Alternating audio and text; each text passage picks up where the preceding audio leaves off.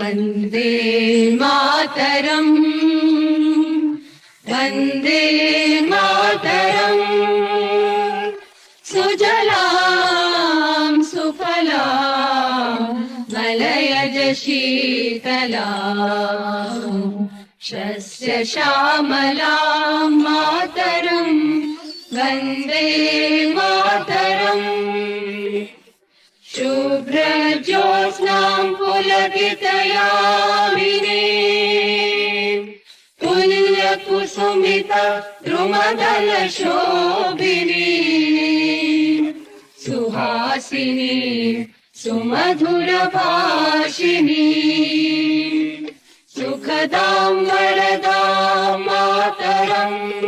वन्दे मातरम् कोटि कोटि कंठ कल कल निनाद करले कोटि कोटि भुजै धृत खर खर वाले अबला मारत बोले बहुबल धारिणी नमामि तारिणी रिपुदय वारिणी मातरम् वन्दे मातरम् तुमि विद्या तुमि धर्म तुमि रिधि तुमि मर्म त्वं हि प्राणाः शरीरे बाहुते तुमि मा शक्ति हृदये तुमि मा भक्ति